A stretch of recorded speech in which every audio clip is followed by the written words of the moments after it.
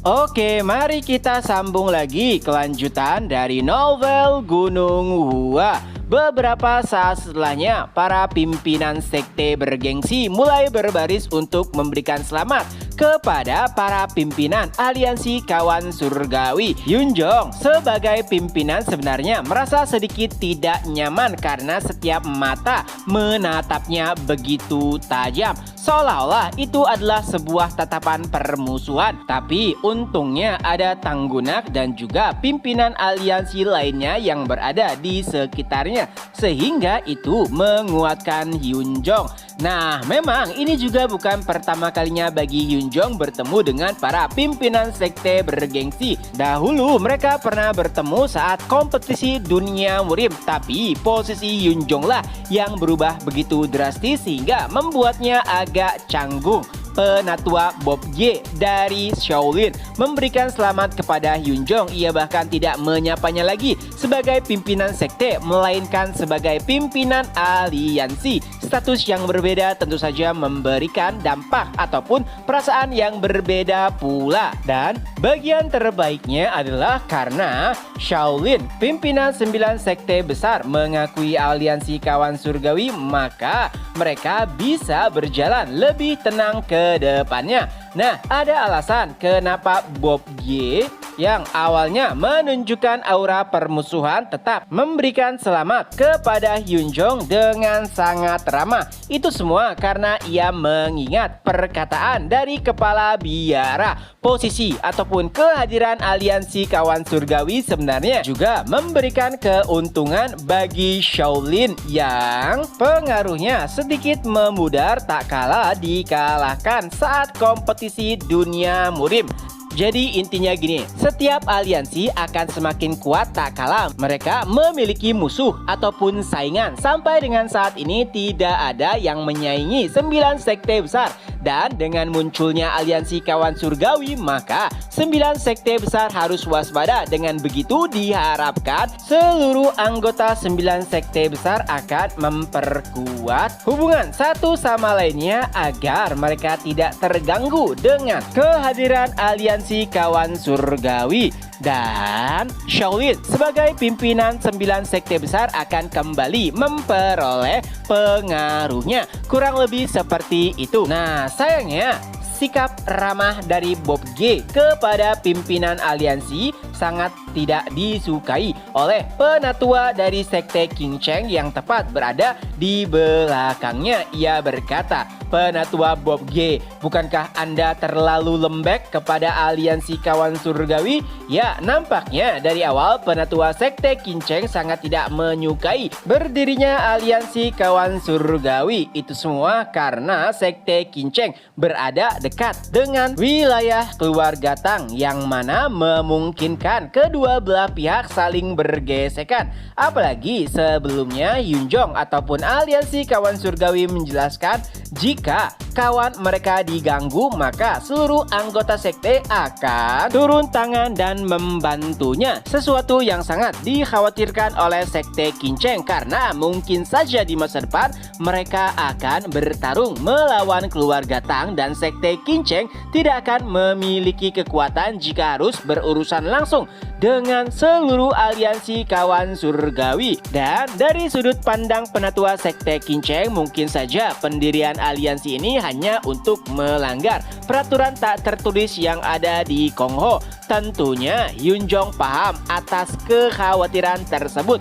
Lalu Yunjong pun menjelaskan, memang setiap kawan harus saling tolong-menolong, tapi aliansi kawan surgawi tidak akan menolong rekannya yang melakukan kesalahan. Alih-alih mendukungnya, kami akan menghentikannya. Jadi penatua jangan khawatir jika ternyata ada anggota aliansi yang ingin berbuat kesalahan, maka aku akan menghentikannya. Tidak, kami akan menghentikannya. Beberapa orang pun mengangguk, tapi penatua dari sekte King Cheng masih belum puas. Ia bahkan sampai mengibaratkan aliansi kawan surgawi sebagai anak yang diberikan sebuah pedang Walaupun anak tersebut tidak terlalu mengetahui apa fungsi pedang tersebut, tapi pada akhirnya pastinya anak itu akan mengayunkan pedangnya. Ya, intinya di sini penatua sekte Kinceng terus mencari-cari alasan yang menyudutkan aliansi kawan surgawi. Mendengar hal tersebut tentu saja pada akhirnya membuat Tanggunak geram. Ia pun menanggapinya. Baiklah, karena yang penatua khawatirkan adalah keluarga Tang, aku yang akan menjawabnya. Tapi sebelum itu, perkataan Anda sebelumnya seakan-akan menekankan bahwa keluarga Tang akan memanfaatkan aliansi kawan surgawi. Tapi menurut Anda, apakah kami, keluarga Tang, harus meminta bantuan aliansi kawan surgawi jika hanya berurusan dengan sekte Kinceng? Ya, tentu saja itu bukanlah perkataan yang enteng. Sesuatu yang dikatakan langsung oleh kepala keluarga Tang, sang raja racun. Juga Tanggunak menekankan agar setiap orang berbicara dengan sopan dan penuh hormat kepada pimpinan aliansi, yaitu pimpinan sekte Yunjong. Walaupun Yunjong menanggapi mereka dengan lemah lembut, tapi itu bukan berarti mereka bisa berbicara seenaknya. Karena berbicara tanpa sopan kepada pimpinan aliansi itu sama halnya dengan merendahkan seluruh anggota aliansi. Tanggunak memasang badan karena nampaknya para tamu masih menganggap Yunjong sebagai lawan yang enteng. Walaupun sudah menjadi pimpinan aliansi kawan surgawi, dan Mengso, Lord Istana Binatang Nanmam, juga setuju dengan Tanggunak. Ia menambahkan, jika bukan karena pimpinan aliansi ada di sini, kalian pasti sudah mati. Ya, berani-beraninya mereka merendahkan atau menganggap remeh pimpinan aliansi. Sol Sobek juga mengatakan hal yang sama. Walaupun ia tidak seintimidatif Mengso, tapi siapakah di dunia ini yang berani menganggap enteng Istana Laut Utara? Ya, perkataan ketiganya tentu saja membuat setiap orang merasa tertekan. Tapi untungnya Bob G dari Shaolin langsung mencairkan suasana dengan meminta maaf kepada Yunjong karena terlalu berlebihan. Tentu saja Yunjong sebagai sosok yang lemah lembut langsung menerima permintaan tersebut. Dan untuk lebih meyakinkan setiap tamu, Yunjong pun memberikan pesan para penatua dan para tamu, tenang saja, apa yang kalian khawatirkan tidak akan pernah terjadi. Aku menjamin hal tersebut sebagai pimpinan aliansi. Ya, walaupun masih ada sedikit keraguan, tapi setidaknya perkataan Yunjong bisa membuat setiap orang tenang. Tapi sayangnya, ketegangan tersebut tidak akan bertahan lama karena ada hal tak terduga yang mulai bergerak menuju Gunung Hua. Di sisi lainnya, Chung Myun pun menemui seseorang yang nampak begitu memprihatinkan. Dia adalah Do Unchan, pimpinan dari klan hantu. Penampilannya begitu berubah. Dahulu, walaupun klan hantu adalah klan yang hampir hancur, tapi Do Unchan masih memiliki postur tubuh yang sangat normal. Akan tetapi saat ini, tubuhnya begitu kurus seakan-akan ia sudah tidak lama diurus. Chung Myun yang begitu khawatir bahkan sampai bertanya, apakah Anda baik-baik saja? Sepertinya Anda sakit. Apakah semuanya tidak masalah? Do Unchan pun menjawab, oh, pendeta tahu Chung Myun, tenang saja, aku sangat baik hari ini dan selamat atas berdirinya aliansi kawan surgawi. Tentunya Chung Myun masih penasaran kenapa Do Unchan nampak begitu berubah sejak terakhir kali mereka bertemu. Memang Chung Myun menugaskan klan hantu sebagai klan yang menjalankan bisnis ekspedisi. Itu mungkin agak sedikit melelahkan, tapi Chung Myun tidak tahu jika dampaknya akan sampai sejauh ini. Oleh sebab itulah Chung Myun kembali memastikan apakah Do Unchan benar baik-baik saja. Dan Do Unchan pun menjelaskan, ya, aku sangat baik. Tidak, aku tidak pernah sebaik ini. Dan akhirnya aku sangat paham arti dari perkataan Taoist Chung Myun yang mengatakan bahwa sekte tidak akan bisa berdiri dengan baik jika tidak memiliki uang. Semua itu dimulai saat bisnis ekspedisi berjalan. Klan hantu menerima banyak uang, tapi semakin lama permintaan pengiriman semakin banyak sehingga itu membuat mereka begitu kesulitan. Setelah para murid bahkan para penatua harus turun langsung mengirimkan paket, dan saat ini karena permintaan terus bertambah, dirinya sebagai pimpinan sekte bahkan harus turun tangan secara langsung. Ya, tapi yang lebih mengejutkan Chung Myun adalah Do Un-chan baru berlari tanpa berhenti sebelumnya dari Beijing lalu ke Sichuan dan langsung menghampiri Gunung Hua hanya untuk memberikan selamat atas peresmian aliansi kawan surgawi. Jika dipikir-pikir tentu saja itu adalah hal yang sangat-sangat melelahkan. Itu juga alasan kenapa penampilannya begitu berantakan yang bahkan membuat Chung Myun sampai sangat khawatir. Oleh sebab itulah Chung Myun berkata, "Pimpinan klan, haruskah aku meminta guild pedagang Yunha untuk menurunkan jumlah pengiriman?" Mendengar hal tersebut membuat Do Un-chan terkejut. Ia pun berkata, "Pendeta tahu apa maksudmu? Mengurangi pengiriman itu berarti pendapatan kami berkurang. Itu tidak boleh terjadi." Ya, entah bagaimana doktrin Chung Myun terdahulu terkait dengan kekayaan seperti telah merusak sudut pandang Do Un-chan dan juga klan hantu. Kini yang ada di pikiran mereka adalah bagaimana cara mendapatkan uang sebanyak-banyaknya. Ya, walaupun itu memberikan Gunung Hua banyak keuntungan, tapi entah kenapa ada sedikit rasa bersalah di dalam lubuk hati Chung Myun, yang mana bahkan Do Un-chan berencana untuk menambah murid-murid atau merekrut murid sehingga mereka bisa mengirimkan paket lebih banyak dan lebih cepat. Uang benar-benar mengubah segalanya. Setelah berbincang lama dengan Chung Myun, salah satu murid kelas 3 pun mengantar Do Un-chan untuk bertemu dengan pimpinan sekte. Tapi sejujurnya Chung Myun masih bingung apakah ia harus senang ataupun bingung pada perubahan drastis dari klan hantu. Dan tak terasa pesta peresmian aliansi kawan surgawi akan segera berakhir. Terjadi perbincangan antara Chung Myun dan juga Baekjun.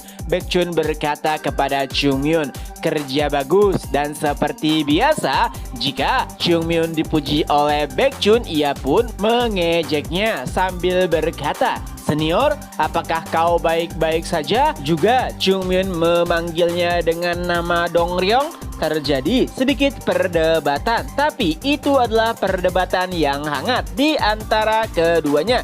Hingga Chung Myun pun merasakan sesuatu tepat di depan gerbang. Ya, firasat buruk mulai menghantuinya dan ternyata semua firasat Chung Myun benar. Mereka yang menunggu atau menerima tamu di depan gerbang semuanya terdiam seperti melihat hantu. Sebenarnya adalah hal yang aneh jika seseorang ketakutan di acara aliansi kawan surgawi, mengingat yang berada di dalam acara tersebut bukan hanya Gunung Hua, tapi sekte dan juga keluarga besar. Jadi pertanyaannya, siapakah yang membuat mereka takut? Dan akhirnya pun terungkap siapakah tamu tak diundang yang begitu membuat setiap orang ketakutan. Ia berkata sambil gemetar, klan 10.000 orang. Dan tentu saja seluruh mata langsung tertuju kepada tamu yang baru saja tiba. Tamu itu berkata, "Oh, akhirnya kita sampai juga." Dan ternyata memang benar pula mereka adalah anggota dari klan 10.000 orang. Tapi bukan hanya sembarang anggota, melainkan sosok yang paling ditakuti. Siapa lagi kecuali Jang Il-so, pimpinan klan 10.000 orang. Di tengah-tengah kesunyian, anggota klan 10.000 orang pun berjalan menuju aula. Tentu saja pergerakan mereka dihentikan oleh pasukan Istana Laut Utara dan Istana Binatang Nanmam. Di sisi lain, Baekjun nampak sangat marah saat mengetahui jika anggota klan 10.000 orang memasuki Gunung Hua. Ya, ada banyak sekte besar yang ingin dilawan oleh Baekjun, mulai dari musuh bebuyutan Gunung Hua yaitu sekte iblis sampai sekte yang membuatnya kesal yaitu Ujung Selatan. Tapi di antara itu semua ada sekte ataupun kelompok yang paling dibenci oleh Baekjun yaitu klan 10.000 orang. Ia bahkan sudah mengeluarkan pedangnya ingin berhadapan langsung dengan mereka.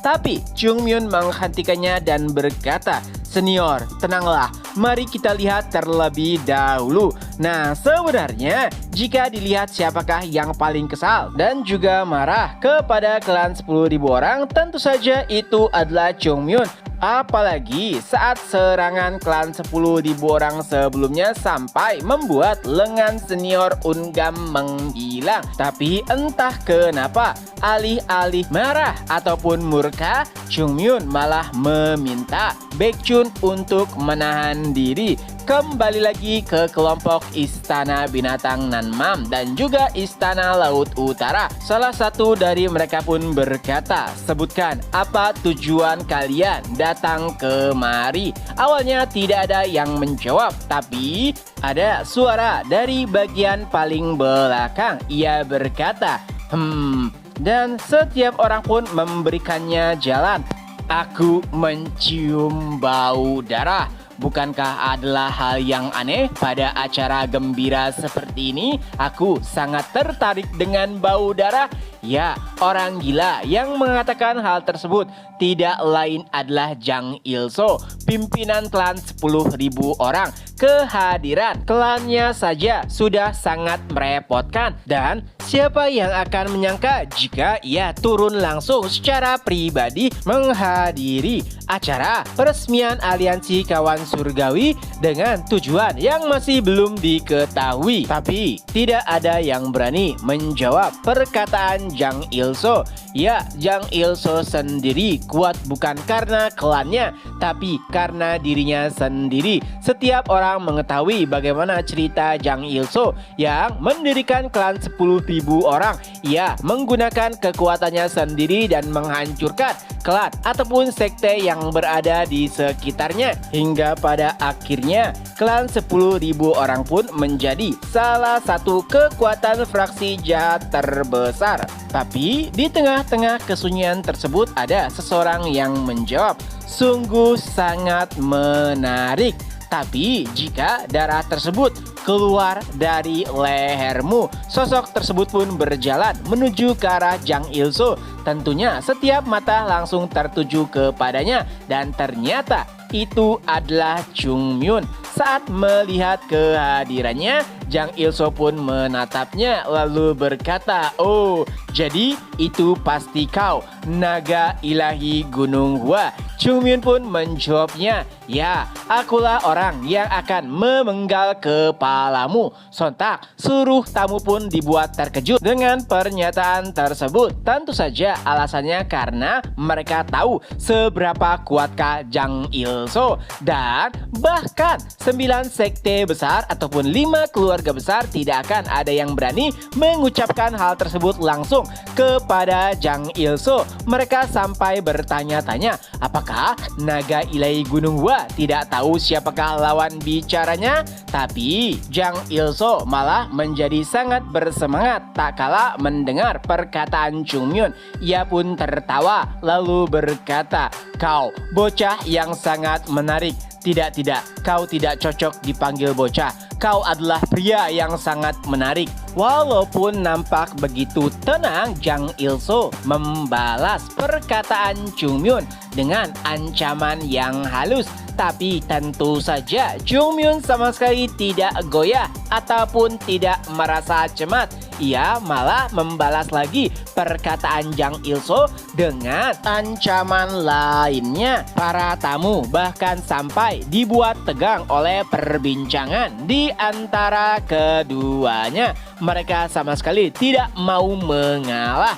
Hingga pada akhirnya perdebatan di antara keduanya pun terhenti. tak kala seseorang pun berkata, "Tunggu, apa yang sebenarnya telah terjadi?" Dan ternyata itu adalah suara Hyunjong didampingi oleh para pimpinan aliansi kawan surgawi lainnya. Mereka pun langsung menuju ke arah di mana Jang Il-so dan juga Chung Myun tengah berdebat. Tentu saja kehadiran pimpinan aliansi kawan surgawi membuat suasana lebih mencekam lagi. Tapi anehnya tidak ada seorang pun yang berani bersuara. Begitu hening yang bahkan jika ada sebuah pin jatuh, suaranya pasti akan langsung terdengar. Ya, akhirnya kedua pimpinan kelompok pun saling bertemu antara Jang Il-so dari klan 10.000 orang dengan Hyunjong dari aliansi kawan surgawi. Ya, jika itu adalah orang biasa dari fraksi jahat, pastinya mereka akan langsung gemetar tak kala berhadapan langsung dengan orang-orang hebat dari fraksi adil. Karena yang mereka hadapi bukan hanya Gunung Hua, tapi ada juga kepala keluarga Tang, kepala Istana Binatang Nanmam, Istana Laut Utara, dan bahkan para perwakilan dari 9 sekte dan juga 5 keluarga besar tepat ada di belakang Hyunjong. Tapi Jang Il-so nampak begitu tenang. Ia bahkan tersenyum saat menyambut kehadiran mereka. Hyunjong yang memimpin barisan pun berkata, "Anda, suasana menjadi benar-benar mencekam. Penatua Hyunsang hampir tidak bisa menahan diri. Ya, klan 10.000 orang adalah kelompok yang telah membuat lengan salah satu murid terbaiknya hilang, yaitu Ungam. Tentu saja sebenarnya itu adalah hal yang wajar. Siapa yang bisa menahan diri tak kalah dihadapkan langsung dengan sosok yang paling mereka benci. Walau demikian, Ungam masih berusaha untuk menahan amarahnya. Ia jugalah yang menenangkan penatua Hyunsang untuk tidak membuat suasana menjadi semakin keruh. Nah, sebenarnya murid-murid Gunung Hua juga telah bersiap dengan pedang di tangan mereka. Ya, dengan insiden yang baru-baru ini terjadi di Gunung Hua, tentu saja tidak ada seorang pun yang tidak membenci klan 10.000 orang. Tapi Jang Il-so menanggapi aura permusuhan tersebut dengan begitu tenang. Ia pun berkata, "Aku tidak mengerti kenapa kalian begitu marah. Bukankah setiap orang tahu bahwa akulah yang paling dirugikan? Nama klan 10.000 orang menjadi merosot dan juga hancur tak kalah 2 kali dikalahkan oleh Gunung Hua. Dan bukankah Gunung Hua mendapatkan banyak kemuliaan karena insiden tersebut?" Sebenarnya apa yang dikatakan oleh Jang Il-so benar adanya, tapi itu tidak menutup kesalahan mereka yang menyerang Gunung Hua terlebih dahulu. Adapun Hyunjong sendiri tentu saja sebenarnya juga ia sangat marah. Tapi saat ini Hyunjong bukan hanya sekedar pimpinan sekte Gunung Hua, ia juga adalah pimpinan dari aliansi kawan surgawi. Untuk sedikit menenangkan dirinya, Hyunjong pun menghela nafas lalu berkata, "Aku adalah Hyunjong, pimpinan aliansi kawan surgawi, dan aku menyambut pimpinan klan 10.000 orang. Tapi ngomong-ngomong, jarak antara klan 10.000 orang dengan Gunung Hua tidaklah dekat. Jadi apa yang membuat kalian jauh-jauh mendatangi Gunung Hua?" Jang Il-so pun tertawa setelah menyapa balik pimpinan sekte Hyunjong. Lalu ia pun berkata, "Alasan? Bukankah sudah jelas untuk menghadiri peresmian aliansi kawan surgawi? Ini akan menjadi sejarah. Jadi harusnya aku datang dan menyaksikannya secara langsung sebagai bagian dari saksi sejarah tersebut." Tentu saja awalnya Hyunjong terkejut tak kalah mendengar alasan yang seperti omong kosong tersebut. Tapi untuk membuktikan perkataannya, Jang Il-so pun berkata kepada orang-orangnya, kalian bawa itu kemari. Dan sebuah 3 peti besar pun dibawa. Saat salah satu peti dibuka, ternyata itu adalah sebuah harta karun. Bukan hanya emas, ada juga banyak permata. Dan isi peti lainnya juga tidak kalah hebatnya, karena di dalamnya ada banyak sekali senjata berharga. Para tamu yang menyaksikannya tentu saja dibuat sangat terkejut dan juga tergiur, tak kalah menyaksikan apa yang dibawa oleh Jang Il-soo sebagai hadiah dari peresmian aliansi kawan surgawi. Semua itu adalah harta yang sangat berharga. Apalagi isi kotak ketiga benar-benar membuat setiap ahli bela diri tergiur. Itu adalah sebuah pil roh, pil yang bisa membantu mereka meningkatkan kemampuan mereka sebagai ahli bela diri. Setelah mengungkapkan hadiah yang ia bawa, Jang Il-soo pun meminta bawahannya untuk menutup pil tersebut sambil berkata, "Pimpinan sekte, ini bukanlah hadiah yang berharga bagiku, tapi aku memberikannya dengan tulus kepada aliansi kawan surgawi. Tidak seperti mereka yang datang dan tidak memberikan apapun." Tatapan Jang Il-soo beralih kepada para utusan dari 9 sekte besar dan juga 5 keluarga besar.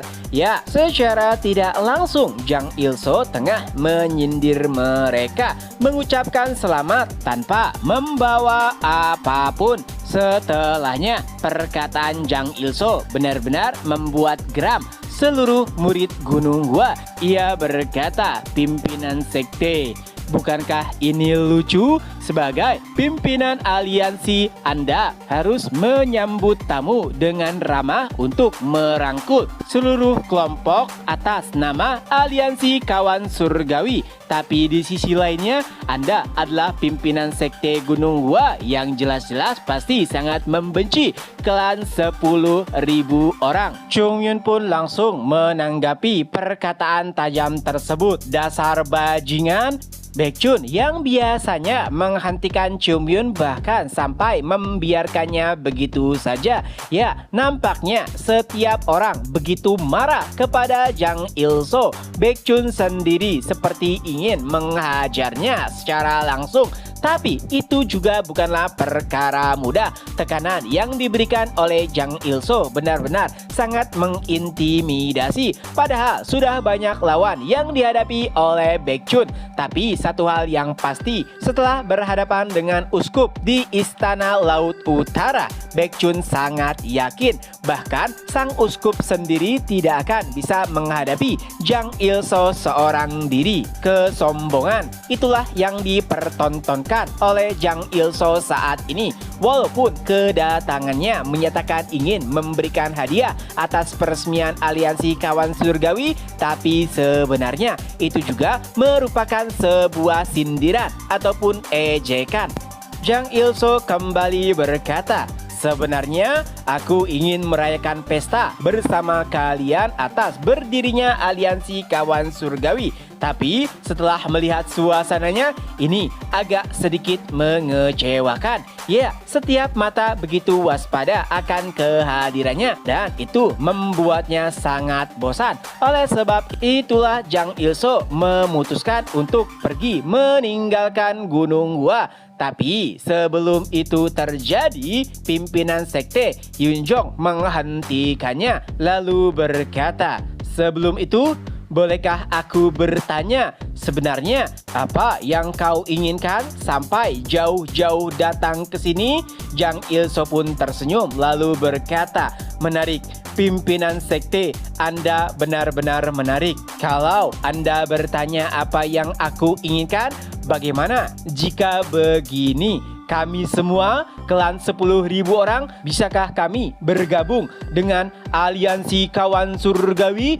Karena suara Jang Il-soo begitu keras, tidak ada yang tidak mendengar perkataan tersebut yang jelas-jelas menggemparkan dan juga mengejutkan seluruh tamu. Ya, siapa yang akan menyangka jika Jang Il-soo mengatakan dengan mulutnya sendiri ingin bergabung dengan aliansi kawan surgawi. Hyun Jong yang biasanya berpikiran tenang bahkan tidak paham maksud dari perkataan Jang Il-soo ingin menjadi sahabat, ingin bergabung dengan aliansi kawan surgawi, apakah itu adalah sesuatu yang mungkin memiliki penafsiran yang berbeda dari sudut pandang Hyun Jong? Dan untuk memastikan hal tersebut, Hyun Jong pun kembali bertanya, "Mohon maaf, tapi sepertinya aku masih belum memahami maksud perkataanmu." Dan sambil tertawa, Jang Il-soo pun berkata, "Seperti yang aku katakan, bukankah semuanya sudah jelas?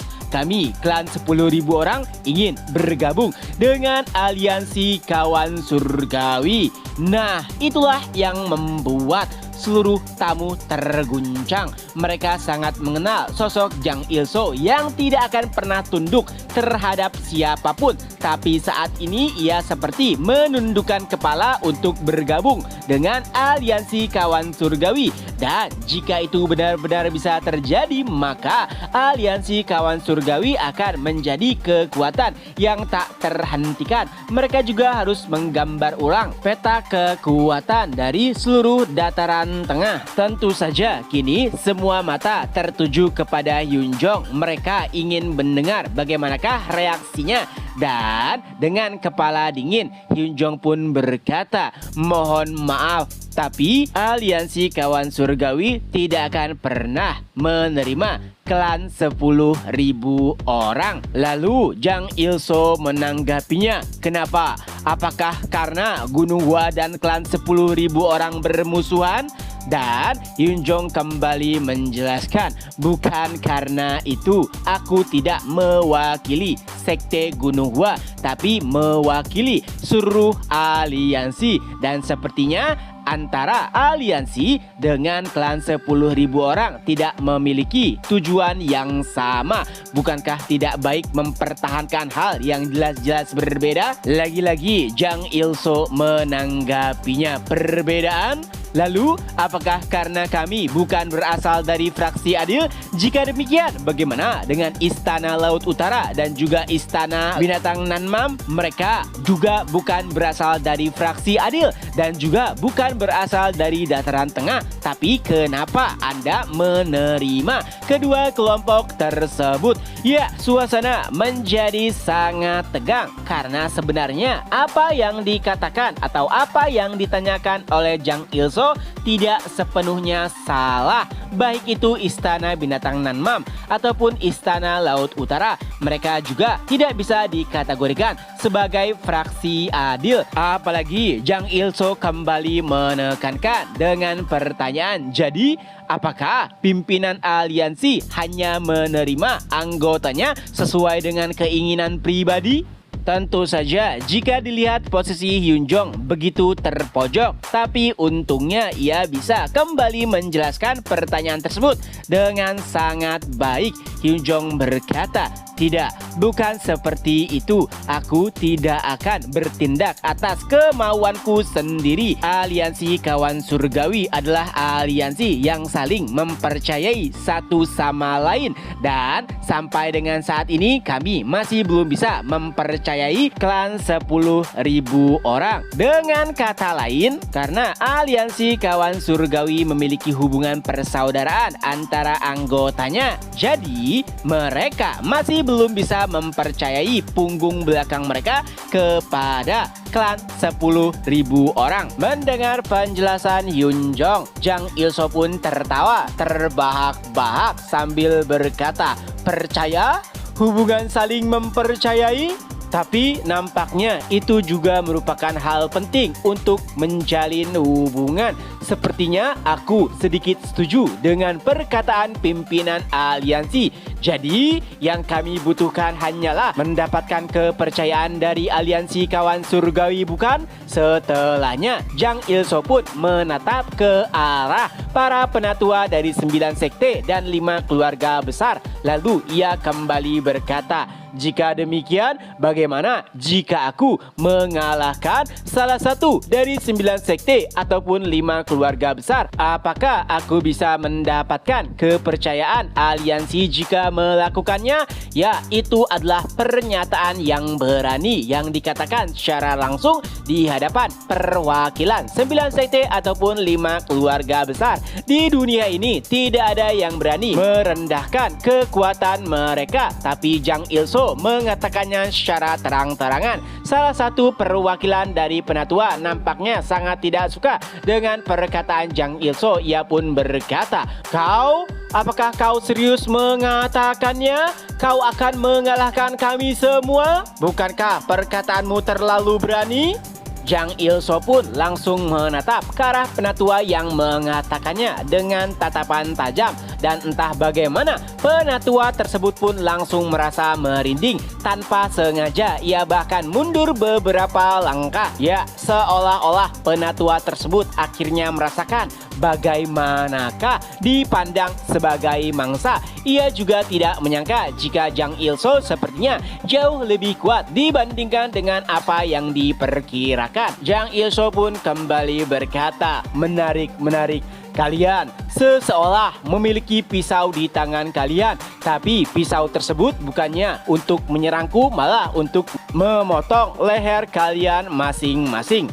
Pimpinan sekte, sekali lagi aku ucapkan selamat atas berdirinya aliansi kawan surgawi, dan proposalku sebelumnya jangan dianggap sebagai candaan. Aku serius saat mengatakan ingin bergabung dengan aliansi kawan surgawi. Atau apakah sebaiknya aku memberikan dukungan secara diam-diam seperti apa yang dilakukan oleh Raja Nokrim? Ya, pernyataan tersebut tentu saja membuat geger seluruh tamu. Apalagi saat mengucapkannya, Zhang Ilso menatap ke suatu tempat. Para tamu pun mulai berbincang satu sama lain menanggapi pernyataan dari Zhang Ilso. Apakah memang benar Raja Nokrim ada di sini? Dan mereka mulai melihat orang-orang di sekeliling mereka untuk memverifikasi apakah Raja Nokrim benar berada di antara mereka. Adapun Im Sobyong sendiri, walaupun tubuhnya gemetar, tapi ia berusaha untuk menahan atau bersikap tenang. Dan untungnya dengan tubuhnya dan juga dengan pakaian yang ia kenakan saat ini, pastinya tidak akan menyangka jika dirinya adalah Raja Nokrim.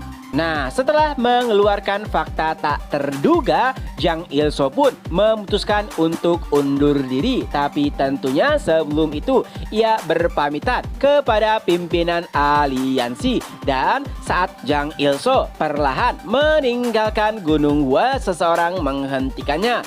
"Oi, pergilah dan jangan lupa bawa apa yang kau tinggalkan di sini." Ya, itu adalah Chung Myun, satu-satunya orang yang berani berkata santai kepada Zhang Ilso.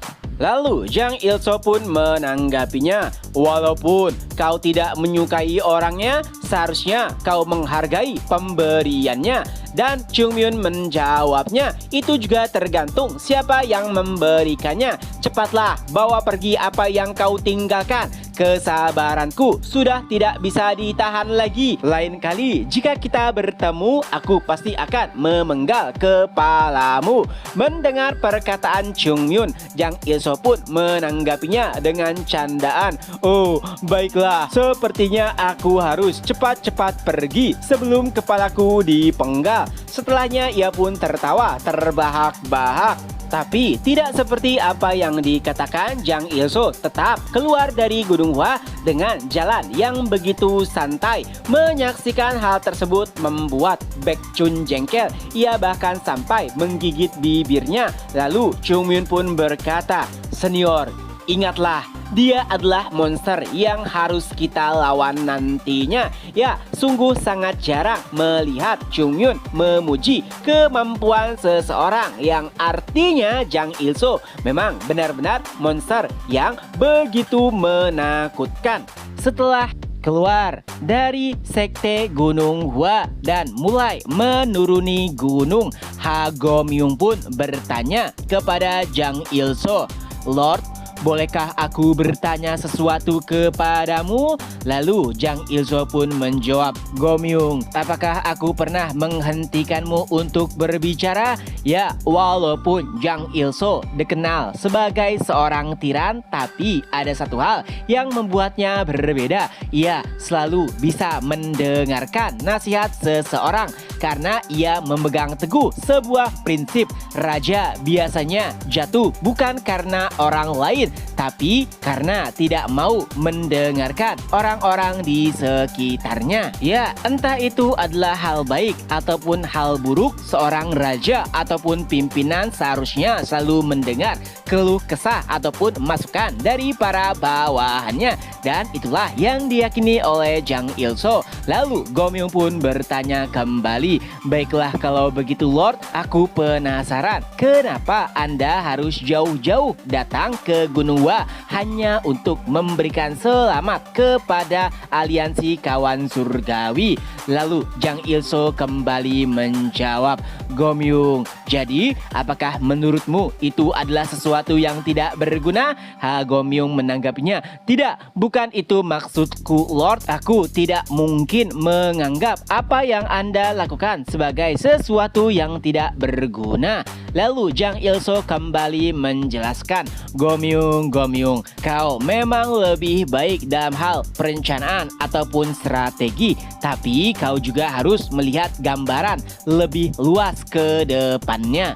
Mungkin dari sudut pandangmu apa yang kita lakukan saat ini adalah sebuah kerugian, tapi terkadang untuk mendapatkan keuntungan yang besar tidak masalah jika kita harus mendapatkan sedikit kerugian. Lalu menurutmu Gomyung, apakah yang ada di kepala 9 sekte besar dan juga 5 keluarga besar? Tentu saja jawabannya adalah kekhawatiran. Mereka pastinya akan menjadi sedikit waspada tak kala ada kekuatan baru yang muncul, tapi hal tersebut tidak diperlihatkan secara langsung. Dan apakah kau tahu terkadang apa yang bisa membuat seseorang menjadi marah?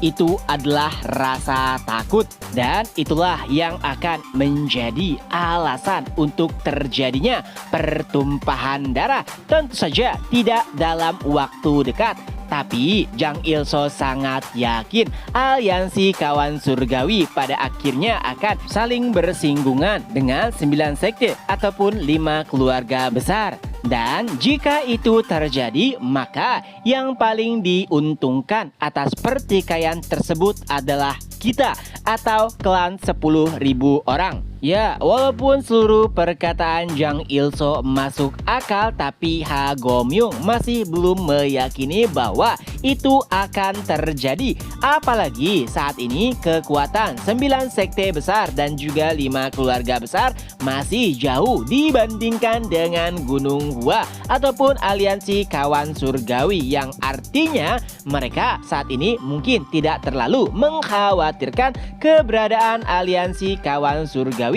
Dan memang itu benar adanya, tapi suasana bisa berubah tak kala ada faktor-faktor yang tidak mereka perhitungkan. Saat ini anggota inti aliansi kawan surgawi memang hanyalah 4 kelompok. Lalu bagaimana jika Nokrim benar-benar bergabung dengan aliansi kawan surgawi dan disusul oleh sekte-sekte lainnya? Jika itu terjadi, bukankah pada akhirnya 9 sekte besar tidak akan tinggal diam? Memikirkannya sudah membuat Gomyung merinding. Ya, betapa mengerikannya Jang Il-so. Kehadirannya mungkin hanyalah tindakan yang dianggap sangat sederhana, memberikan selamat, lalu menyerahkan hadiah dan kembali. Tapi apakah tindakan sederhana tersebut dipandang sama oleh tamu yang hadir? Ya, tentu saja setiap orang memiliki pemikirannya atau asumsinya masing-masing, tergantung siapakah orang yang hadir ataupun datang.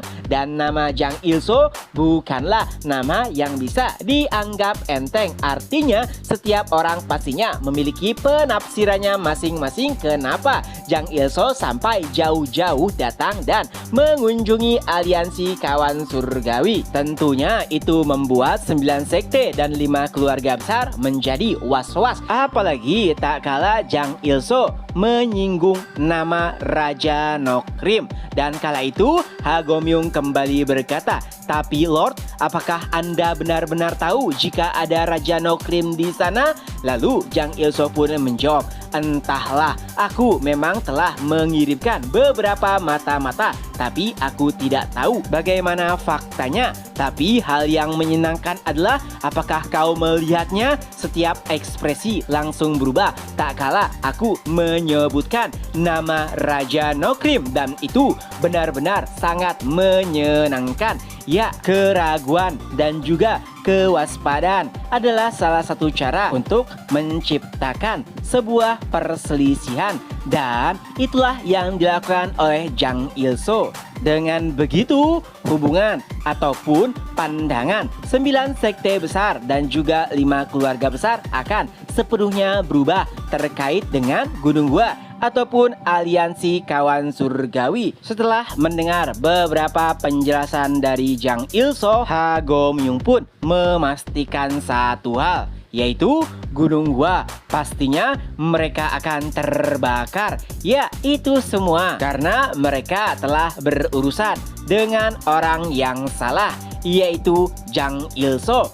Walaupun Jang Il-so dan juga Ha Gomyung sendiri tidak yakin apakah Gunung Gua ataupun naga ilahi Gunung Gua bisa memainkan perannya dengan baik, jika ya mungkin pertikaian dengan 9 sekte ataupun 5 keluarga besar tidak akan terjadi. Tapi jika sebaliknya, bentrokan antara 9 sekte dan 5 keluarga besar dengan aliansi kawan surgawi pastinya tidak akan terelakkan. Ya, pada akhirnya Jang Il-so hanya tinggal menunggu benih kecurigaan dan kewaspadaan yang telah ia tanamkan di antara 9 sekte dan 5 keluarga besar dengan aliansi kawan surgawi. Di sisi lain, Hyun Jong akhirnya melepaskan tamu terakhir yang menghadiri acara peresmian aliansi. Dengan itu pula seluruh rentetan acara pun berakhir. Murid-murid Gunung Gua nampak sangat lega karena walaupun hanya beberapa jam saja, tapi itu seperti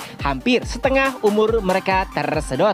Ya, acaranya begitu melelahkan. Apalagi mereka juga harus terus mengawasi Chung Myun agar tidak membuat onar. Tapi yang lebih mengejutkan dan mendebarkan adalah saat kedatangan Jang Il-so yang tidak mereka prediksi. Siapa yang akan menyangka jika Jang Il-so, pimpinan dari klan 10.000 orang, akan menghadiri acara peresmian aliansi kawan surgawi. Memang kunjungan Jang Il-so tidak lebih dari 1 menit, tapi itu benar-benar mengubah seluruh atmosfer. Seluruh murid Gunung Gua tidak ada yang bisa tenang saat kehadirannya. Begitu juga dengan Baekchun. Ia sudah sering menghadapi orang-orang kuat seperti imam besar dan para penatua dan juga pimpinan sekte dari sekte-sekte bergengsi. Tapi aura mereka tidak ada yang seberat Jang Il-so. Mungkin hawanya setara dengan imam besar kultus iblis,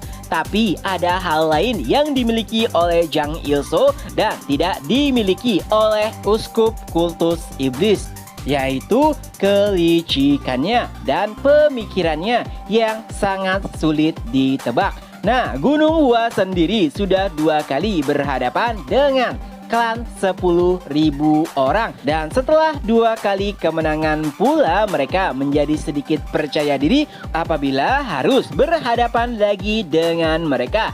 Tapi setelah menyaksikan Jang Il-so beserta para elitnya, nampaknya mereka harus menyadari bahwa perjalanan Gunung Gua masih sangat jauh. Ya, tidak hanya Jang Il-so, orang yang berada di dekatnya juga memiliki tekanan yang begitu mengerikan. Dan seperti yang dikatakan oleh Chung Myun, Jang Il-so adalah monster. Tapi yang lebih memusingkan adalah mereka harus berhadapan dengan orang-orang gila seperti Jang Il-soo dan juga klan 10.000 orang. Tapi untungnya kali ini situasinya sedikit berbeda. Ya, aliansi kawan surgawi telah terbentuk, yang berarti mereka tidak harus menangani klan 10.000 orang seorang diri. Dan sepertinya terjadi perbincangan yang sama pula di antara anggota Istana Binatang Nanmam,